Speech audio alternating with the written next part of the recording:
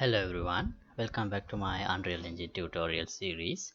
So the next mechanic that I'm going to implement in my AI series is hiding in the bush. So my player character can hide in bushes like this, and when I'm inside a bush the enemies will not see me. And the first step of this hiding in the bush mechanism is implementing some kind of some different effect to show that my character is hidden inside this bush, but still the player should be able to see the character. So like this. So I'm going to implement this effect. So when my character go inside a bush, it will be visible like this to the player. And yeah, this episode is sponsored by these generous Patreons. Thank you very much for the support you guys are giving me. Right, so here I have placed my character in the crouching position, and when he's hidden in some bush like this, even the player can't see the character properly other than this head part. So I'm going to do some kind of a draw on top kind of a effect to demonstrate that this character is here and he is hidden. So the first step to do that is this. So I'm referring to this post process materials reference and this custom depth reference that we can find in Unreal Engine documentation. Okay, so the first step is, so this is just a skeletal mesh that I have placed. In future I'm going to dynamically set my character's material and other properties as I go inside this bush, but for now today I only want to work on the material, so that's why I am doing it like this. Okay, so yeah,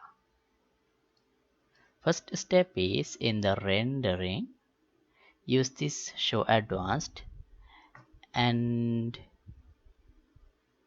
there is an option to this render custom depth pass. Enable that. Okay, and after that I need to create a post process material. I have this post process materials folder. Here I'll create m what should I call it, hidden object. Okay, first step is make this make the material domain post process. Now before that, since I have enabled this render custom depth pass, you can visualize that here. Go to buffer visualization and custom depth. There you can see this character like this. So that means we have enabled it and it is rendering in the custom depth pass. So if I disable this, you can see it's gone, right? So yeah, you have to keep it enabled. Now I disable this buffer visualization. So I am going to use this buffer data in order to draw these characters on top of others.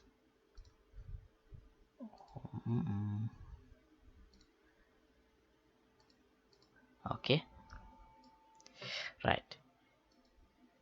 Okay, now here I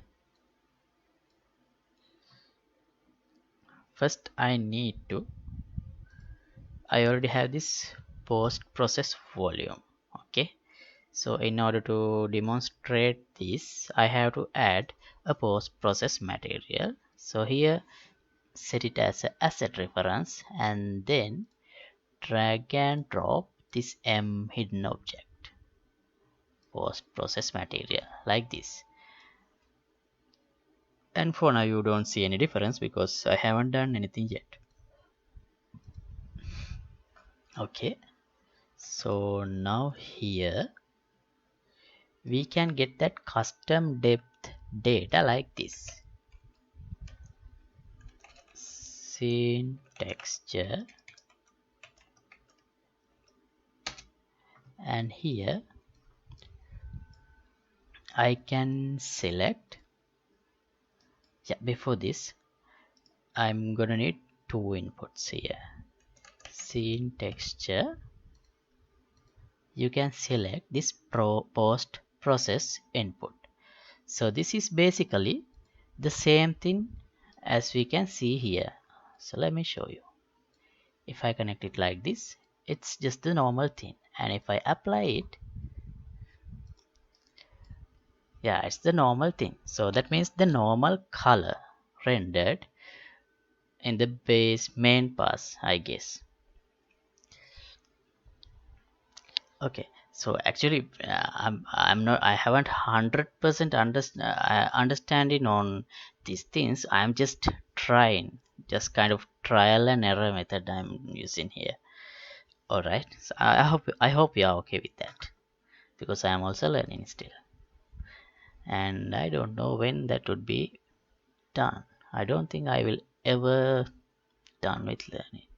Okay, anyway, so now I'm going to lerp this color and some other color using the custom depth data. Okay, so let's duplicate this one, and this time I'll choose custom depth. Where is it? Is it same depth? No, custom depth.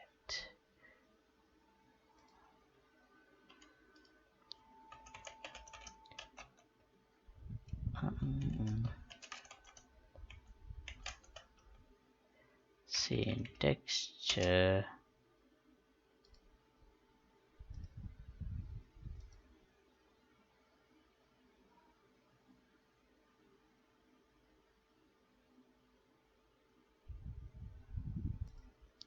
Yeah, yes. Not custom stencil, custom depth, like this. And let me output this and see what you have there. Basically white. That's because there is a way to demonstrate this. If I multiply this with a smaller value, as we can see, where was it? Now before that, this is all white because the depth is something always larger than 1. So if I get the fraction part, that means if it is something like 3.6, let's get the 0.6. We can get the 0.6 like this. Now it's black here, but if I go here, you can see this. So basically, this is here. What I'm seeing is I honestly don't know how to explain it. So I can see it like this when I use this frac node. So then I can get rid of these. Right. So this black means 0.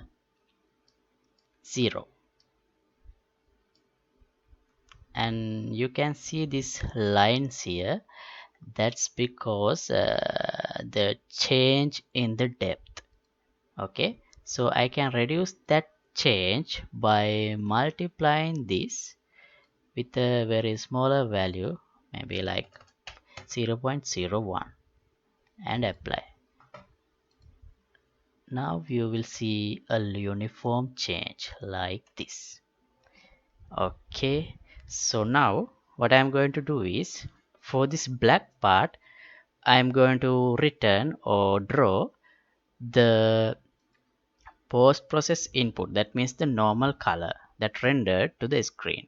And for this white part I'm going to do render some other color. So we can do it like this.